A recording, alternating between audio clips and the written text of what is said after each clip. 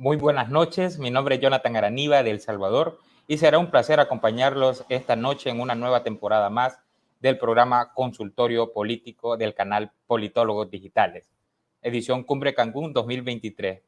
Dicha cumbre se llevará a cabo los días 3, 4 y 5 de diciembre en el hermano país de México. Agradecemos a la Cumbre Mundial de Comunicación Política y a Cumbre Online que hacen posible compartir estos espacios. En esta oportunidad tendremos un contacto más cercano con distintos consultores, conferencistas que participarán de la Cumbre Cancún, así poder nutrirnos de sus conocimientos y experiencias en torno al mundo de la consultoría política, al marketing político, las campañas electorales y, en fin, el ACONPOL. Hoy nos visitan consultores que nos dejarán valiosos aprendizajes. Sin más preámbulos, vamos a iniciar primero dándole la bienvenida cordial a Helios Ruiz Esparza. Pero ¿quién es Helios Ruiz Esparza? Bueno, él es especialista en cultura organizacional, director general de Elictis Consulting y CLIE, estudió Administración y Derecho, ha participado en campañas federales y locales, ha sido y es asesor de funcionarios públicos, tiene experiencia en los poderes ejecutivo, federal, legislativo, local y federal y judicial, integrante y parte de la mesa directiva de ASAIPOL. Autor del libro Organización 101 y coautor de los libros Consultoría Política Profesional, Ganar y Punto y Esperanza Presente de la Ciudad de México. Columnista en diversos medios. Cuenta con diversos diplomados y cursos como Habilidades Gerenciales por Harvard Business School, en Comunicación Política y Social por el TEC de Monterrey, en Derecho Parlamentario por la Ibero, Encuentro Internacional del Máster en Imagen y Comunicación Política por la Universidad Pontificia de Salamanca, España, Claves para Gestionar Personas por IS Business School de la Universidad de Navarra, España, Análisis Político Estratégico por el CIDE, Elecciones, Congreso y Políticas Públicas por el CIDE y Seguridad con Justicia y Gobernabilidad por la Ibero. Bienvenido, Helio, ¿cómo estás? Muy bien, muchas gracias, Jonathan, y muchas gracias a todos los miembros de Politólogos Digitales. Bueno, creo que el gusto es nuestro de tenerte aquí y leyendo tu amplia experiencia y todo lo que has acumulado. Veremos que esta entrevista será de mucho acervo, pues que nos darás. Y para comenzar, Helio, comenzar de un solo ya con las preguntas. Vamos a comenzar en cómo surge el storytelling, Helio. Bueno, pues el storytelling es muy viejo, ya es el arte de contar historias y sobre todo surge por la necesidad de los seres humanos de contar historias, de contar lo que acontece dentro de algún contexto, dentro de alguna ciudad, dentro de algún poblado, y es muy viejo esta parte. Pero el storytelling de repente lo escuchamos mucho justamente dentro de las campañas políticas, ¿no? Hay que hacer storytelling, es que hay que saber contar y demás, pero muchos, sobre todo algunas personas que no están dentro o tan dentro de las campañas políticas y nos han metido de repente a hacer alguna campaña política, tal cual lo manejan en ciertas escuelas, en ciertas universidades o instituciones, lo quieren plasmar tal cual, como storytelling dentro de las campañas políticas.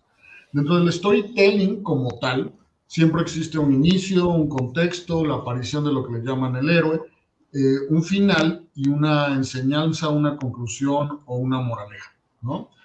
Pero ¿qué es lo que ocurre justamente dentro de una campaña política?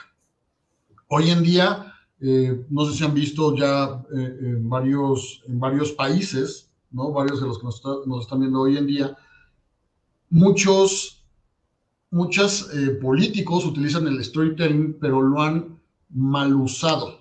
¿Por qué? Porque hoy en día los políticos creen que ellos son los héroes, o se ponen, mejor dicho, como los héroes. Esto lo simplifico rapidísimo con una historia. Por ejemplo, imagínense que están ustedes en un semáforo, están en su ciudad, están circulando y de repente se encuentran en un semáforo y hay dos personas que están pidiendo apoyo. En uno, una persona trae un letrero en un cartón y dice, no tengo nada, por favor ayúdame con algo. Y otra persona tiene otro letrero y dice, mi familia y yo perdimos todo en un incendio. Ojalá nunca te ocurra a ti. ¿Me podrías apoyar con algo? Eso básicamente es un storytelling que, de hecho, justamente a mí me tocó ver algo similar cerca de aquí de mi casa, en la Ciudad de México. Eso es un resumen de lo que es el storytelling. Cómo cuentas las cosas. No es lo mismo contarlo sin contexto, no es lo mismo solamente decir alguna acción, sino es el cómo lo cuentas. Pero ¿qué ocurre dentro de las campañas políticas? Dentro de las campañas políticas, normalmente, ¿qué es lo que hace? Sí se cuenta la historia del candidato y ya. O solamente agarran una frase que le gusta al candidato, la medio maquillan y ya. Justamente aquí en México, seguramente, no voy a decir nombres ni partidos políticos, pero hace poquito hubo alguien que se lanzó, o era aspirante o suspirante todavía, y su frase era, porque quiero, porque puedo y porque debo. Eso no te transmite nada, no te cuenta nada, no te dice nada. Porque yo quiero, porque yo puedo, porque yo... Ahí no hay conexión con el ciudadano, no hay conexión con el elector.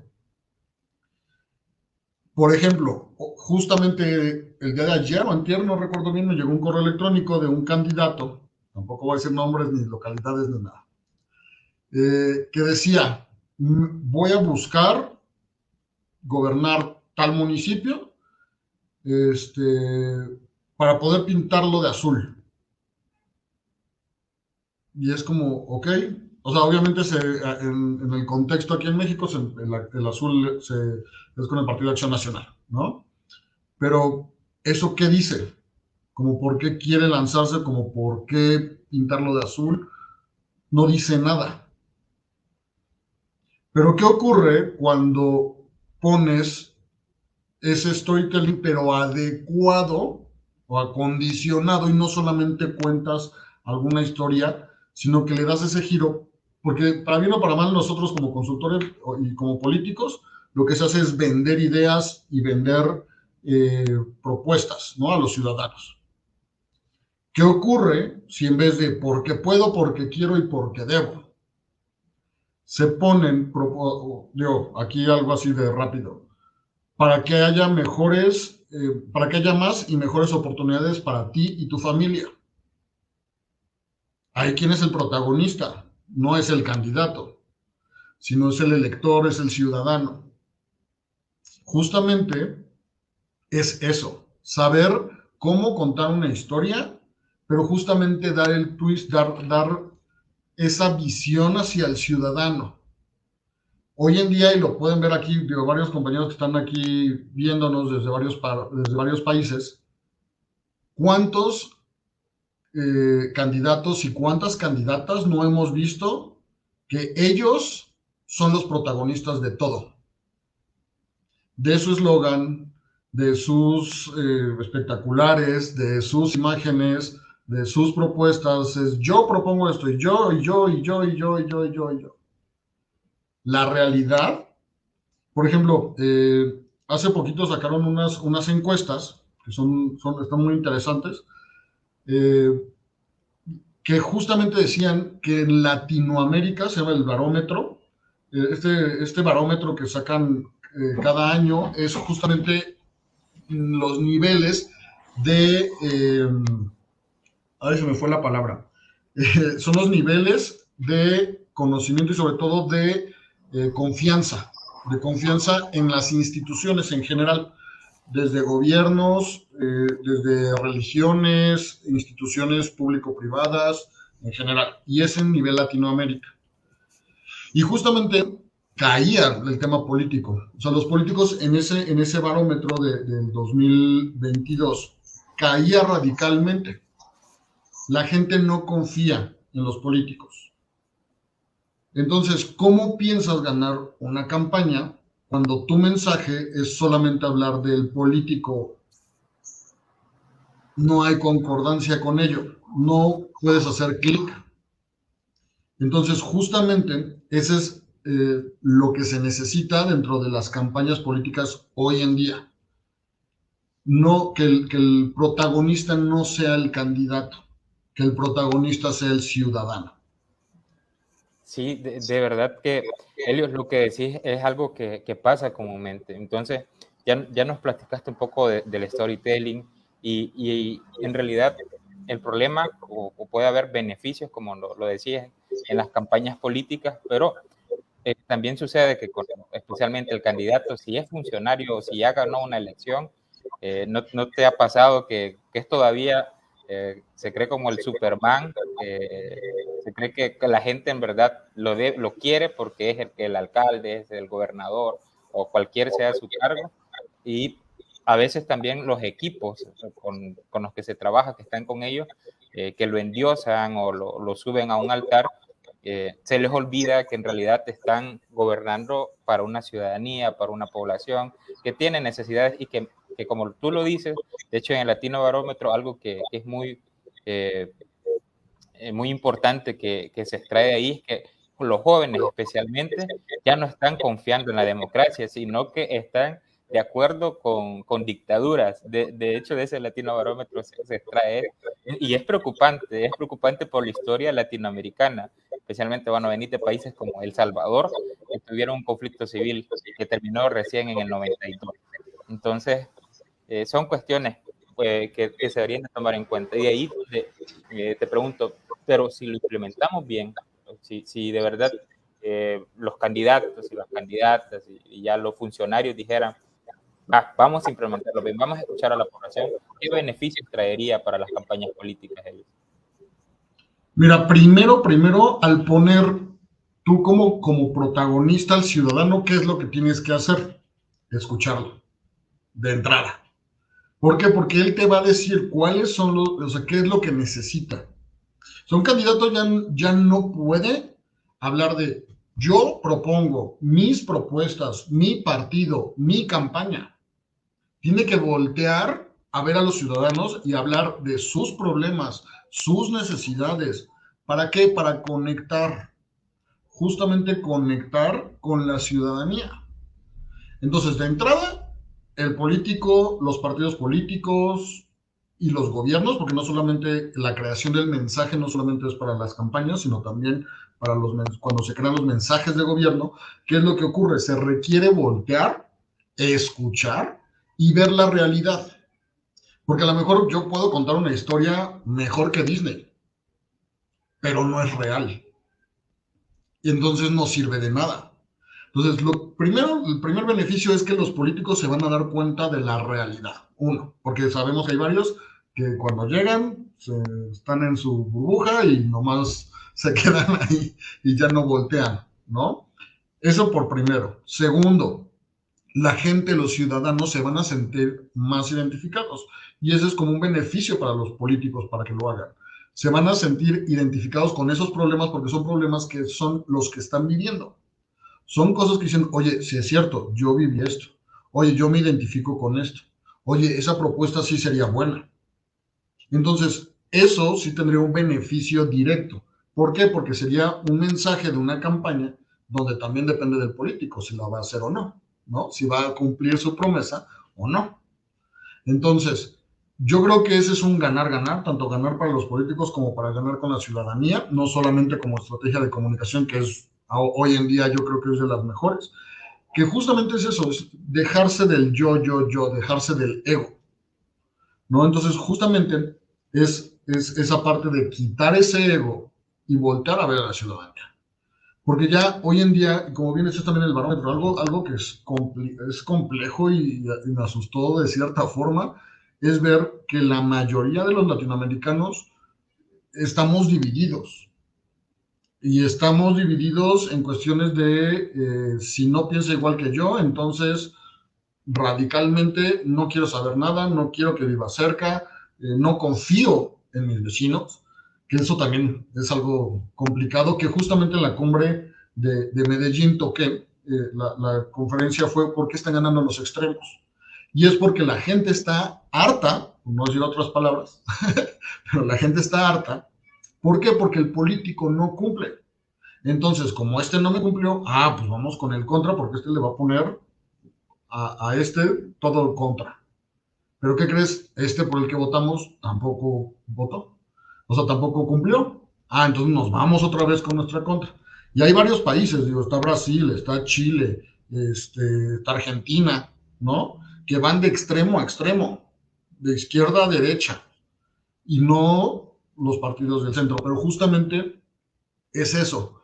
La gente no, o sea, los políticos no están cumpliendo y la gente no se siente identificada con los políticos hoy en día. Antes veíamos, ¿no? Yo soy rojo y sea quien sea el candidato, yo voy a ser rojo y me pongo la camisa aunque ni siquiera eran militantes. O yo soy azul o yo soy verde y toda mi familia va a votar por el verde, por el rojo, por el azul, por el rojo. Hoy en día, si no les dan dinero y no viven de eso, no son tan partidistas, ¿no? Porque ya están decepcionados. Y justamente es lo que tenemos que cambiar. No solamente en campañas, sino que vean los políticos realmente qué es lo que están o a dónde llevaron justamente a los ciudadanos. Pero esos serían los beneficios que yo vería en ese sentido. No, sí, de verdad que estoy de acuerdo contigo. La verdad que, por ejemplo, El Salvador vivimos una sociedad altamente polarizada y que ahora pues esa polarización se puede internacionalizar, pues, porque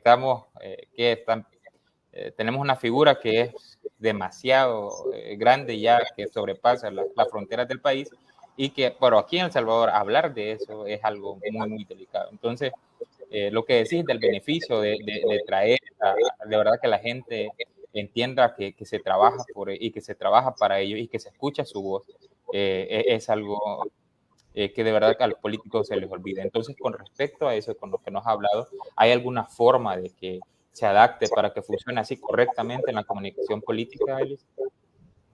Yo creo que los resultados se ven. Entonces, si se les plantea de esta forma, como te estoy diciendo ahorita, a los políticos, los resultados se notan, porque los ciudadanos van a ver que los están volteando a ver y porque están viendo que realmente están haciendo acciones, están dando propuestas y las están llevando a cabo que les benefician.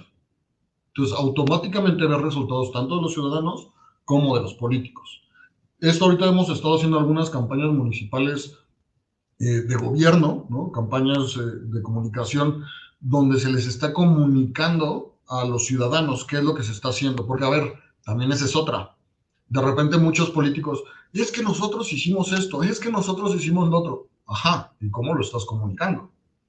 Porque a lo mejor hiciste muchas cosas según tú. Primero, ¿son cosas que sí les están beneficiando o que solamente están ahí el puente? Se inauguró el gran puente de tal lado a tal lado. Pues sí, pero el río lleva seco 20 años, ¿no? No pasa agua por ahí, ¿para qué haces el puente? O la otra, a lo mejor sí fue alguna obra muy buena, algo que beneficia, pero no lo están sabiendo comunicar. Es como el informe de actividades. Pues el informe parece más campaña política de algunas personas. Pero si supieran utilizar realmente esas fechas y esa actividad del informe y supieran cómo crear ese mensaje correcto para poder comunicar todo lo que han hecho, serían otra cosa. Entonces yo creo que eso sería justamente el cómo realizarlo. Hay una tercera pregunta, ¿verdad? ¿Qué diferencia podría o haría el cambio con las campañas políticas actuales? Si adaptamos un storytelling bien contado, ¿cuál sería esa diferencia?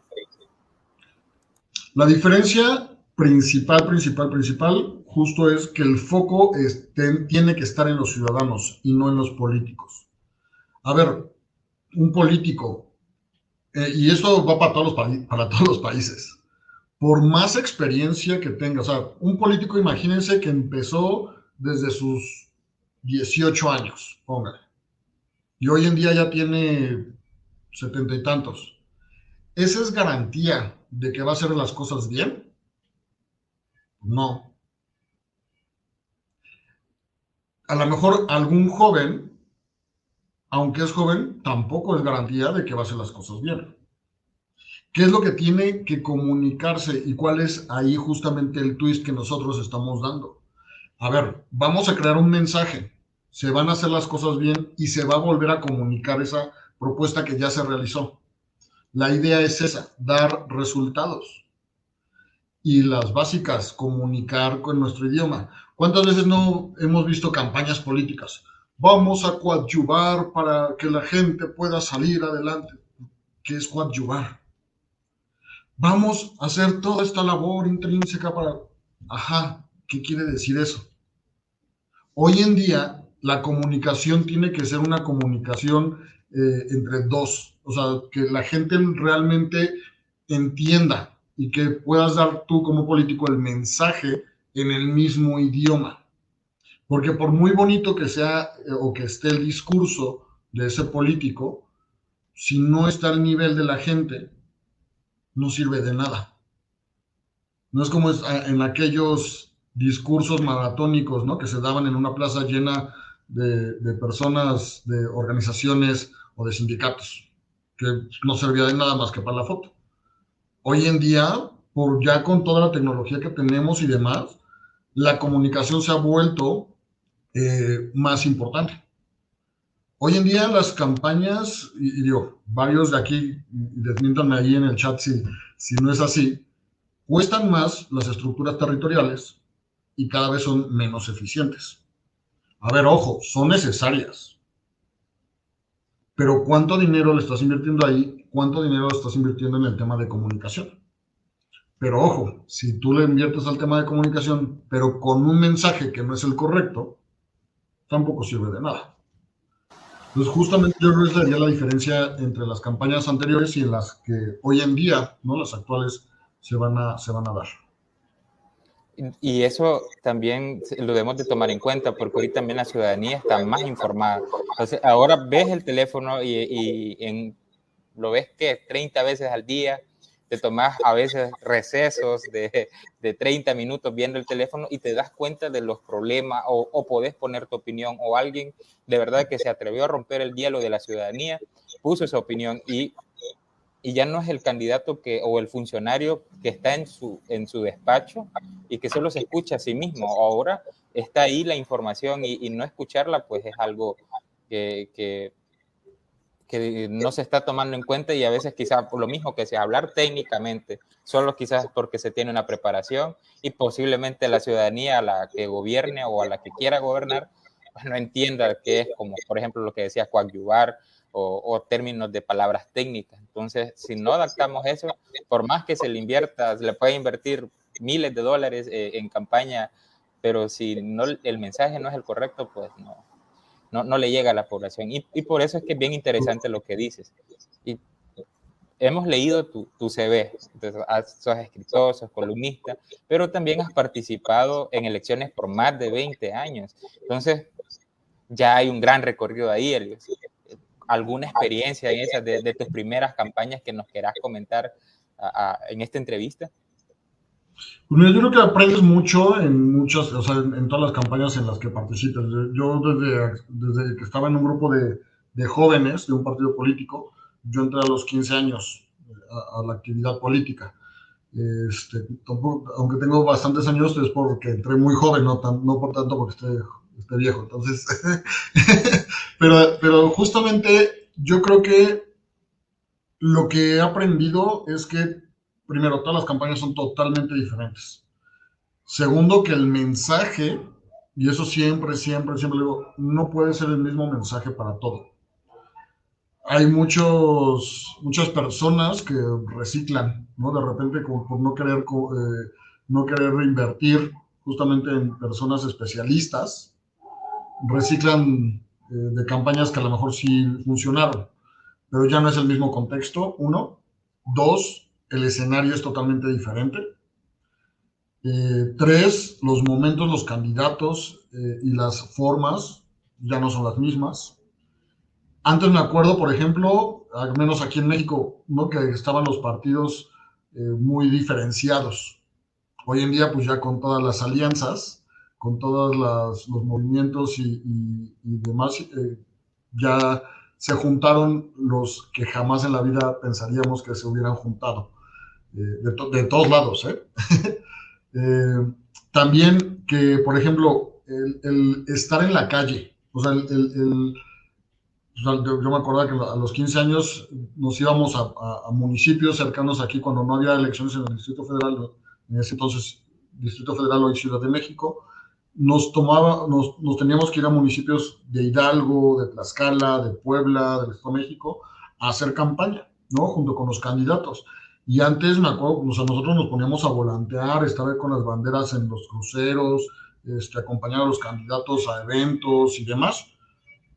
Hoy en día, eh, la mayoría de las personas que están con el candidato se creen generales, no soldados.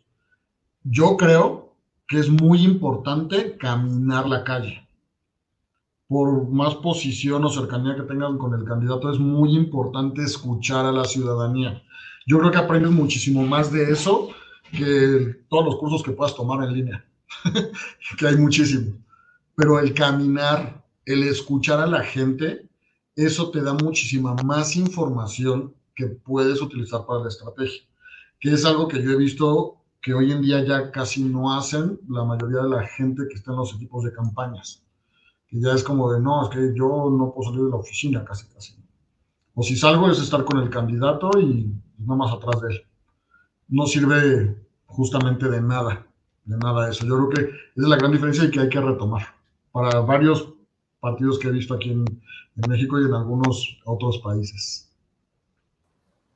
Eso que decís pasa comúnmente, ¿verdad? Que antes se miraba que el equipo estaba ahí pendiente, por lo menos iban a hablar con la gente. Hoy no, y parece que todos se acuerpan al candidato, hasta van detrás de él, que lo quieren tener hasta agarrado. Y eso en los equipos pues hace que hay un tema de que la misma gente perciba que no son cercanos a ellos. De hecho, desde ahí hay una mala percepción del político. Pero me parece, esta plática es amena contigo, Elios. En verdad que sos de esas personas que se continúa aprendiendo. Y en una de esas plataformas para aprender que vamos a encontrar y que por lo cual se ha hecho esta entrevista es la Cumbre Mundial de Comunicación Política. No sé si nos puedes hablar de qué tema vas a tocar o cómo se llama tu tema y qué nos vas a hablar ahí en la Cumbre de Comunicación Política y por qué no deberíamos de perdernos tu excelente ponencia que ya se espera. Claro que sí, muchísimas gracias. Sí, vamos a estar en la cumbre de Cancún el 4, 5 y 6 de diciembre, ya pronto. Aquí vamos a tener el honor de ser anfitriones y vamos a recibirlos con muchísimo gusto. Justamente mi tema va a ser cómo Disney me enseñó a ganar campañas. Y justamente es el tema de cómo adaptar el storytelling. No, a mí no me gusta mucho manejar el storytelling. Junto con otros amigos estábamos manejando, o sea, está manejando el término story selling, porque a fin de cuentas nosotros estamos vendiendo algo, ¿no? El storytelling es para entretener, el story selling es para vender. Y justamente nosotros lo que hacemos es vendemos, ya sea propuestas, candidatos o una mejor vida o una mejor oportunidad para los ciudadanos y para los electores. Entonces, justamente va enfocado a eso, pero ¿por qué meto Disney? ¿Quiénes son las personas o la empresa que mejor sabe contar historias en el mundo? Justamente Disney es la empresa que se dedica y se ha dedicado y se dedicará por los siglos de los siglos justamente a contar historias. ¿Cómo podríamos adaptar o manejar cómo cuenta Disney las historias para poder nosotros adaptarlo a una campaña política y poder contar una historia tan fuerte y tan contundente que pueda vender un político? Pues justamente esta plática iba como encaminada justo a ello. Cómo poder ver a un político de cierta forma y que el protagonista no sea el político, sino sea el ciudadano. Que el político sea la persona que puede ayudar y puede guiar al ciudadano para que logre justamente lo que dice Disney, su final feliz. Todos nosotros queremos algo y tenemos algo que nos puede ayudar a llegar a nuestro final feliz. Totalmente cada quien es diferente. Pero como político, si yo puedo ayudar al ciudadano, al elector, a la ama de casa, a la persona trabajadora, a quien sea, a poder guiarlo y que él sea el protagonista de esa película, ¿cómo sería? Porque cuando vemos una película, ¿qué es lo que nos atrapa? Oye, yo me identifiqué con Aladdin, con Arturo de la Espada y la Piedra, con Kung Fu Panda. Si yo no creía en mí, ya mira, sí es cierto, mi poder está en mí. Eso es lo que venden. Pero si el héroe o el protagonista de esa película es un político con el cual no me identifico, pues ¿para qué voy a ir a verla? Pues va por ese sentido justamente la ponencia, cómo Disney te puede enseñar a ganar elecciones. Se escucha demasiado interesante, Eliud. La verdad que en el tema de Disney hay mucho pues que cortar con el tema de que son muy buenos contando historias. De hecho, no sé si te fijaste en el último reto que tuvieron en TikTok, tuvieron a muchos de nosotros 4 semanas haciendo videos, compartiéndolos. Ahí tenía un grupo que me odiaba porque les compartía todos los días el video para coleccionar las cartas y tener los marcos. Por eso, y me parece que es interesante tu ponencia. Justamente es eso. A ver, ellos llaman, hacen el storytelling, que también es storytelling. ¿Por qué? ¿Qué es lo que hacen? Ellos tienen un call to action, te llaman a la acción. El call to action, el llamado a la acción de ellos, que es que veas otra película, la secuela, la parte 2, o que compres todos los artículos alrededor de esa película, o que saquen aplicaciones, métete y mira, consigue todas estas. Eso es el call to action, porque aparte ellos, Disney, podemos aprender muchas cosas, ¿no?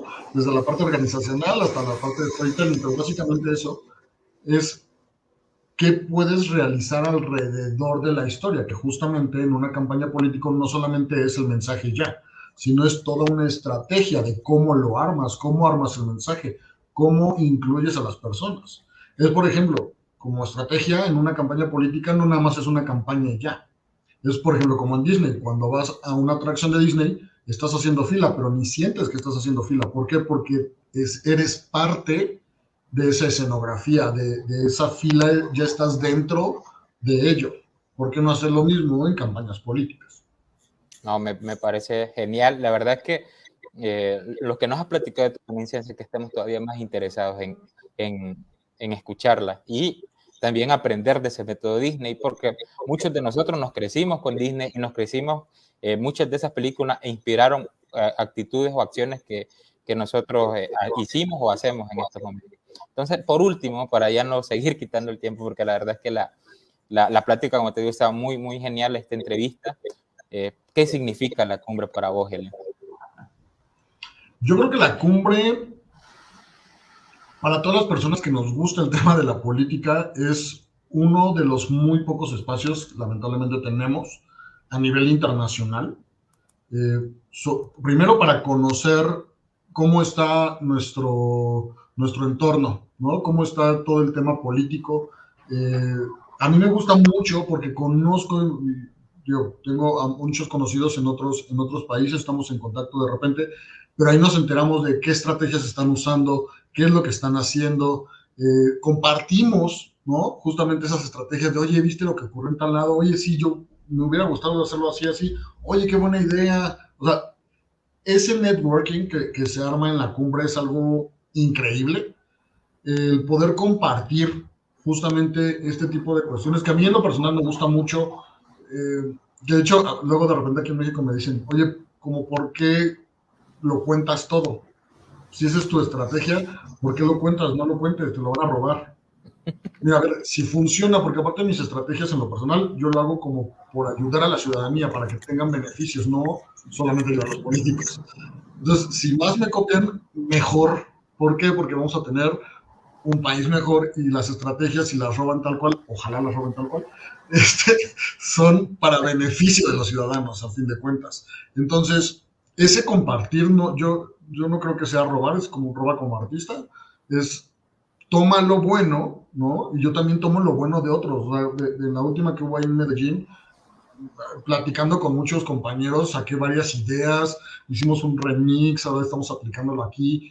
Eso es lo padre. Y no hay muchos espacios como estos, ¿no? Yo le agradezco muchísimo a la cumbre que nos abra estos espacios, y también agradecerle muchísimo la invitación para la ponencia.